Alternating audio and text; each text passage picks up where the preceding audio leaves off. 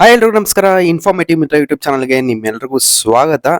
ಇವತ್ತು ಬೆಳಿಗ್ಗೆ UGCET first round provisional cut off ಬಿಟ್ಟಿದ್ದಾರೆ. ಹಾಗೆ UGCET first round provisional result ಲಿಂಕ್ನು ಕೂಡ ಬಿಟ್ಟಿದ್ದಾರೆ. ಆ ರಿಸಲ್ಟ್ ಲಿಂಕ್ ನ ಕ್ಲಿಕ್ ಮಾಡಿದ್ರೆ ರಿಸಲ್ಟ್ ಓಪನ್ ಆಗಿರುತ್ತೆ. ನೀವು ರಿಸಲ್ಟ್ ಕೂಡ ನೋಡ್ಕೊಂಡಿರ್ತೀರಾ. ಸುಮಾರು ಜನ ಸ್ಟೂಡೆಂಟ್ಸ್ಗೆ ನೋ ಕಾಲೇಜಸ್ ಅಲಾಟೆಡ್ ಅಂತ ಬಂದಿದೆ.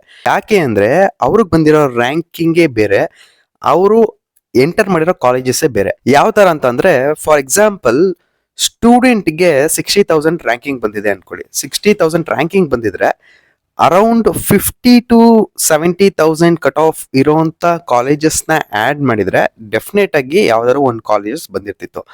ಬಟ್ ಏನಕ್ಕೆ ನೋ ಕಾಲೇಜಸ್ ಅಲಾಟೆಡ್ ಬಂದಿರುತ್ತೆ ಅಂತ ಅಂದ್ರೆ, ನಾನು ಅವಾಗಲೇ ಹೇಳಿದಾಗೆ ಫಾರ್ ಎಕ್ಸಾಂಪಲ್ 60,000 ರ್ಯಾಂಕಿಂಗ್ ಬಂದಿದೆ ಅಂತ ಅನ್ಕೊಳ್ಳಿ. ನೀವು ಎಂಟರ್ ಮಾಡಿರೋ ಕಾಲೇಜಸ್ ಎಲ್ಲ ಕಾಲೇಜಸ್ ಕಟ್ ಆಫ್ ಬಿಲೋ 50,000 ಇರುತ್ತೆ. ಓಕೆ, ಬಿಲೋ 50,000 ಇರುವಂತ ಕಟ್ ಆಫ್ ಇರುವಂತ ಕಾಲೇಜಸ್ ನ ನೀವು ಆಡ್ ಮಾಡಿದ್ರೆ ಡೆಫಿನೆಟ್ ಆಗಿ ನೋ ಕಾಲೇಜಸ್ ಅಲಾಟೆಡ್ ಅಂತ 100% ಬಂದಿರುತ್ತೆ ನಿಮ್ಗೆ. ಸೊ ನೀವ್ ಏನ್ ಮಾಡ್ಬೇಕು ಅಂತಂದ್ರೆ, ಇಲ್ಲಿ KE ವೆಬ್ಸೈಟ್ ಓಪನ್ ಮಾಡಿದ ತಕ್ಷಣ ಇಲ್ಲಿ UGCET first round professional cut off list ಅಂತ ಬಿಟ್ಟಿದ್ದಾರೆ. ಸೊ ಇದನ್ನ ಕ್ಲಿಕ್ ಮಾಡಿದ್ರೆ ನಿಮಗೆ ಇಂಜಿನಿಯರಿಂಗ್ ಅಂತ ಆಪ್ಷನ್ ತೋರಿಸುತ್ತೆ. ಇಂಜಿನಿಯರಿಂಗ್ ಆಪ್ಷನ್ ಕ್ಲಿಕ್ ಮಾಡಿದ ತಕ್ಷಣ ನಿಮಗೆ ಇಲ್ಲಿ ಡೌನ್ಲೋಡ್ ಮಾಡ್ಕೊಂಡು ನೀವು ಯಾವ ಕಾಲೇಜಿಗೆ ಅಪ್ಲೈ ಮಾಡಿದ್ರಿ ಆ ಕಾಲೇಜಸ್ ಕಟ್ ಆಫ್ ಏನಿದೆ ಅಂತ ಇಲ್ಲಿ ನೀವು ಚೆಕ್ ಮಾಡಬೇಕಾಗುತ್ತೆ. ಆ ಕಾಲೇಜಸ್ ಕಟ್ ಆಫ್ ನೋಡಿದ ತಕ್ಷಣ ನಿಮ್ಗೆ ಒಂದು ಐಡಿಯಾ ಬರುತ್ತೆ. ಓಕೆ, ನನಗೆ ಬಂದಿರೋ ರ್ಯಾಂಕಿಂಗ್ ಇದು, ಬಟ್ ಇಲ್ಲಿ ಕಟ್ ಆಫ್ ಇರೋದೇ ಬೇರೆ. ಸೊ ನಾನು ಹಾಕಿರೋ ಕಾಲೇಜ್ಗೂ ನನಗೆ ಬಂದಿರೋ ರ್ಯಾಂಕಿಗೂ ಆ ಕಾಲೇಜಸ್ ಕಟ್ ಆಫ್ಗೂ ಕರೆಕ್ಟ್ ಆಗಿ ರಿಲೇಷನ್ ಇಲ್ಲ. ಸೊ ಅದಕ್ಕೇನೆ ಯಾವುದೇ ಕಾಲೇಜಸ್ ಅಲೌಟ್ ಆಗಿಲ್ಲ, ಕಾಲೇಜಸ್ ಅಲೌಟೆಡ್ ಅಂತ ಬಂದಿದೆ ಅಂತ ನೀವು ತಿಳ್ಕೊಬೇಕು.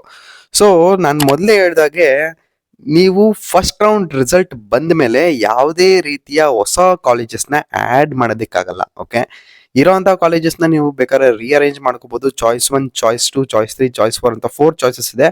ನೀವು ಯಾವ ಚಾಯ್ಸ್ ಸೆಲೆಕ್ಟ್ ಮಾಡ್ತೀರಾ ಅದ್ರ ಮೇಲೆ ಡಿಪೆಂಡ್ ಆಗುತ್ತೆ.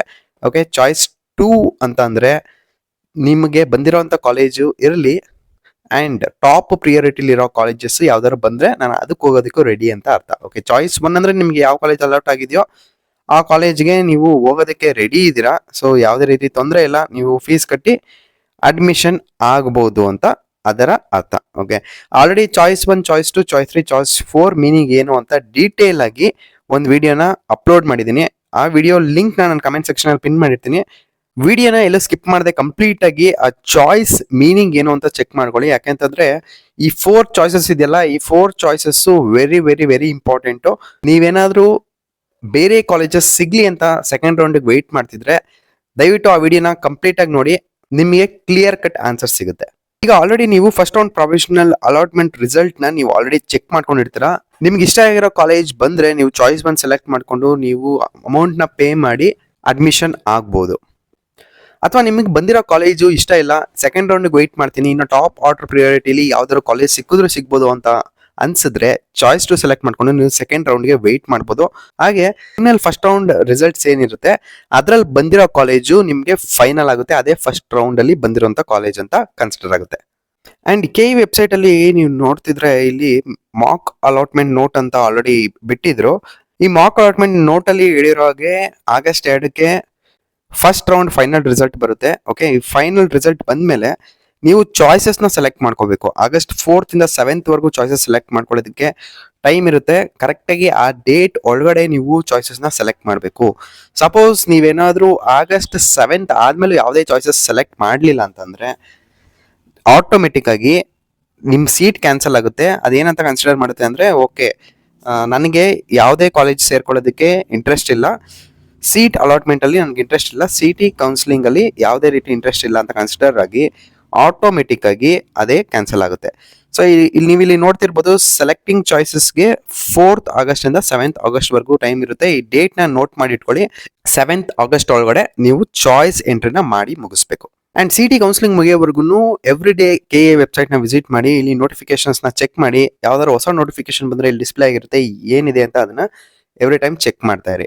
ಅಂಡ್ ನೀವಿನ್ನ ನಮ್ಮ ಚಾನಲ್ಗೆ ಸಬ್ಸ್ಕ್ರೈಬ್ ಆಗಿಲ್ಲ ಅಂತಂದ್ರೆ ಇವಾಗಲೇ ಸಬ್ಸ್ಕ್ರೈಬ್ ಆಗಿ. ನೀವು ಸಬ್ಸ್ಕ್ರೈಬ್ ಆಗೋದ್ರಿಂದ ಇದೇ ತರ ಇನ್ನೂ ಸಪೋರ್ಟ್ ಸಿಗ್ದಾಗುತ್ತೆ. ಇದೇ ತರ CT ರಿಲೇಟೆಡ್ ಇನ್ಫಾರ್ಮೇಶನ್ ಏನೇ ಇದ್ರೂ ಇಮಿಡಿಯೇಟ್ ಆಗಿ ನಮ್ಮ ಚಾನಲ್ ಅಲ್ಲಿ ಪೋಸ್ಟ್ ಮಾಡ್ತಾನೆ ಇರ್ತೀವಿ. So C T related information ಯಾವುದೇ ಚಾನಲ್ ಹಾಕಿದ್ರು ಕೂಡ ಆ ಚಾನಲ್ಸ್ಗೆಲ್ಲ ಸಬ್ಸ್ಕ್ರೈಬ್ ಆಗಿ ಇಮಿಡಿಯೇಟ್ ಆಗಿ ನಿಮಗೆ ಅಪ್ಡೇಟ್ ಸಿಗುತ್ತೆ. ಆಮೇಲೂ ಬೇಕಾದ್ರೆ ನೀವು ಸಿ ಟಿ ಎಕ್ಸಾಮ್ಸ್ ಅಂದ್ರೆ ಸಿ ಟಿ ಕೌನ್ಸಿಲಿಂಗ್ ಎಲ್ಲ ಮುಗಿದ್ಮೇಲೆ ಬೇಕಾದ್ರೆ ಅನ್ಸಬ್ಸ್ಕ್ರೈಬ್ ಮಾಡಂಗಿದ್ರೆ ಬೇಕಾದ್ರೆ ಅನ್ಸಬ್ಸ್ಕ್ರೈಬ್ ಮಾಡ್ಕೋಬಹುದು. ಯಾರಿಗೆಲ್ಲ ನೋ ಕಾಲೇಜಸ್ ಅಲಾಟೆಡ್ ಅಂತ ಬಂದಿದೆ ಅವರೆಲ್ಲರೂ ಕಮೆಂಟ್ ಮಾಡಿ ತಿಳಿಸಿ. ಸೊ ನಿಮ್ಗೆ ಯಾವ್ದು ಕಾಲೇಜ್ ಬಂದಿಲ್ಲ ಅಂದ್ರೆ ಏನು ವರಿ ಮಾಡೋ ಅವಶ್ಯಕತೆ ಇಲ್ಲ. ಸೆಕೆಂಡ್ ರೌಂಡ್ ಅಲ್ಲಿ ಒಂದ್ಸಲ ವೇಟ್ ಮಾಡಿ ನೋಡಿ. BMA ಸ್ಟೂಡೆಂಟ್ಸ್ ಇಲ್ಲಿ ಆಪ್ಷನ್ ಎಂಟ್ರಿ ಮಾಡಿರೋದ್ರಿಂದ ತುಂಬಾ ಕಾಂಪಿಟೇಷನ್ ಇರುತ್ತೆ. ಸೆಕೆಂಡ್ ರೌಂಡ್ ಅಲ್ಲಿ ಸ್ವಲ್ಪ ಕಾಂಪಿಟೇಷನ್ ಕಡಿಮೆ ಆಗೋ ಚಾನ್ಸಸ್ ಇರುತ್ತೆ. ನಿಮಗೆ ಸೀಟ್ ಸಿಕ್ಕಿದ್ರು ಸಿಗ್ಬೋದು.